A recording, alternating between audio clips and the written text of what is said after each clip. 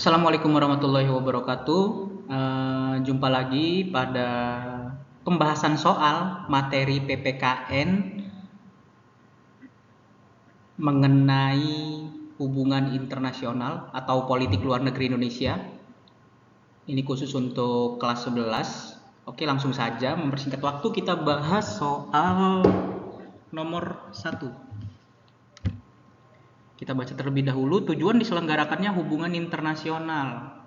Tujuannya adalah A. Kerjasama menyelesaikan masalah internasional, bisa tapi kurang tepat. B. Menggalang persahabatan antar bangsa, bisa juga tapi kurang tepat.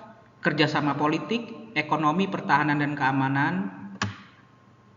Menjurus untuk jawabannya juga. Yang D. Saling menghormati kemerdekaan dan kedaulatan negara, bisa juga. Tapi yang paling tepat dalam soal ini jawabannya adalah E.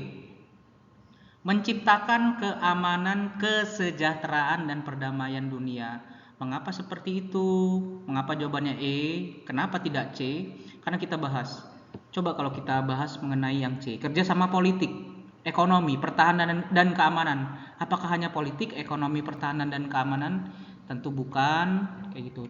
Yang mencakup keseluruhan jawaban yang mewakilkan A, B, C, D, E ini adalah yang E, karena menciptakan keamanan, kesejahteraan ini bisa jadi kesejahteraan di bidang politik, sosial, ekonomi, budaya, dan lain-lain, dan perdamaian dunia pastinya gitu. Jadi soal nomor 1 jawabannya adalah E.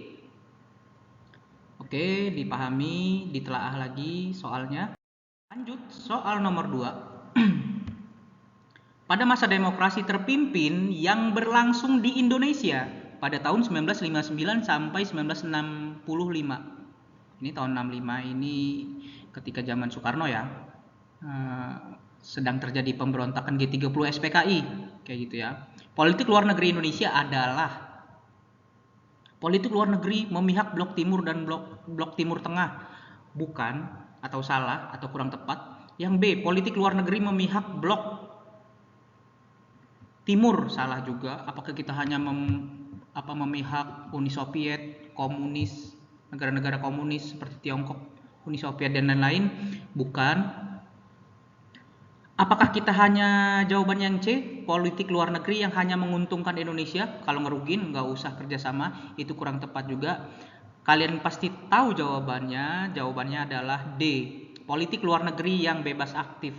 Kalau yang E juga kurang tepat ya, politik luar negeri yang memihak blok barat, memihak Amerika dan sekutunya, itu juga kurang tepat. Jadi pada tahun 1959 sampai 1965 dicanangkan oleh Soekarno politik luar negeri bebas aktif itu didengung-dengungkan pada tahun 59. Tapi kalau kita tarik sejarahnya, sebenarnya politik bebas aktif itu dimulai ketika awal kemerdekaan Indonesia.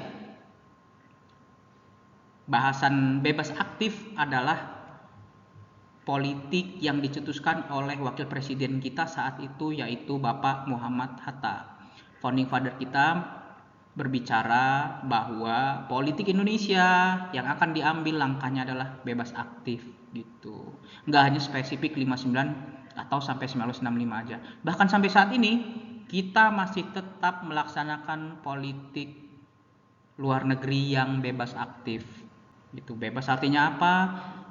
Bebas artinya kita boleh berteman kepada siapa saja negara-negara yang ada di dunia tanpa tekanan dari negara lain, dan aktif dalam organisasi internasional. Di kelas sudah pernah kita bahas ya.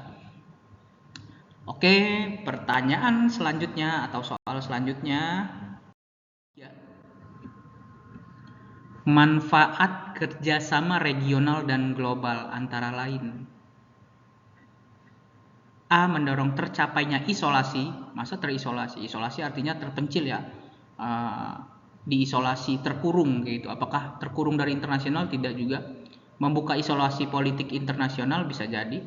Menumbuhkan saling pengertian secara militer, bisa jadi tapi kurang tepat juga. Karena apakah hanya pengertian di bidang militer? Tidak ada pengertian di bidang-bidang lain, kurang tepat. Indonesia cenderung memihak blok barat, juga kurang tepat. Yang tepat adalah D, menciptakan suasana dunia yang aman dan damai gitu. Jadi itu bahasan soal nomor. Selanjutnya bisa kalian lihat di layar nomor 4. Arti penting kerjasama internasional dan penggalangan kerjasama yang dilakukan Indonesia pada awal kemerdekaan. Kayak gitu. Apakah itu? Gitu. Arti penting kerjasama internasional pada awal kemerdekaan cuma satu tujuannya, mendapat dukungan atas kemerdekaan Indonesia. Gitu. Namanya negara baru merdeka atau kalian baru masuk SMA. Pasti butuh pengakuan, butuh diakui teman oleh si A, si B, si C, gitu pun Indonesia sebagai negara. Ketika kita baru merdeka, maka kita harus aktif gitu. Membahas mengenai dukungan kemerdekaan, negara yang mengakui kemerdekaan Indonesia pertama kali adalah Mesir. Secara de jure atau secara hukumnya yang mengakui kemerdekaan Indonesia adalah Mesir gitu. Karena Mesir diakui sebagai negara di dunia. Tapi kalau negara yang sekarang kan bisa disebut Palestina ini salah satu negara yang belum diakui oleh PBB gitu. Tapi Palestina juga sama gitu, bahkan lebih dulu dari Mesir untuk mengakui kemerdekaan Indonesia gitu. Tapi Palestina kan sampai sekarang belum diakui sebagai negara. Jadi kalau ada pertanyaan atau ada soal lagi yang membahas negara yang secara resmi pertama kali mengakui kemerdekaan Indonesia, jawabannya adalah Mesir karena ada resminya. Kecuali di soal itu tidak ada bahasa resminya gitu. Jadi nomor 4 adalah A gitu. Kalau mendorong bangsa Asia Afrika untuk merdeka kurang tepat gitu. Karena suara kita dulu belum didengar karena namanya negara baru gitu loh. Awal-awal kemerdekaan. Bahkan Jepang itu mengakui Indonesia sebagai negara itu pada tahun 60-an. Sebelum tahun 60 belum mengakui. Belanda pun demikian. Belanda bahkan belum mengakui kekerasan atau penjajahan di Indonesia. Baru pada tahun 2022 ini, awal tahun 2022 dari kerajaan dari kerajaan Belanda datang ke Indonesia khusus bertemu Presiden Jokowi dan meminta maaf telah melakukan kekerasan atau penjajahan pada zaman dahulu. Itu nomor 4. Lanjut soal terakhir nomor 5 di video ini, gerakan non-blok yang merupakan gerakan negara Asia Afrika yang tidak memihak. Ketika kita membahas non-blok, maka non-blok berdiri ketika terjadinya perang dingin. Perang dingin oleh siapa, Pak?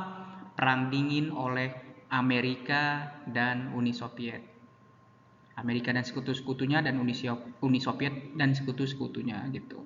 Pada saat perang dingin, Soekarno dengan berlandaskan asas politik bebas aktif itu berhubungan baik dengan negara Amerika, tapi kita juga berhubungan baik dengan Uni Soviet gitu. Bahkan salah satunya karena Bapak pencinta sepak bola, Stadion Gelora Bung Karno itu terinspirasi pembangunannya dari stadion yang ada di Rusia gitu.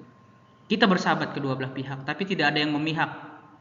Kita tidak memihak blok barat dan blok timur. Akhirnya kita apa? Jawabannya adalah tidak memihak salah satu blok dalam perang dingin, yaitu jawabannya adalah D. Oke, sekian dulu video pembahasan soal dari Bapak mengenai materi politik luar negeri Indonesia. Silahkan tonton video-video lainnya untuk memahami soal-soal dan bisa menjawab ketika ada ujian. Oke, mungkin itu aja dari Bapak. Bapak akhiri, wassalamualaikum warahmatullahi wabarakatuh.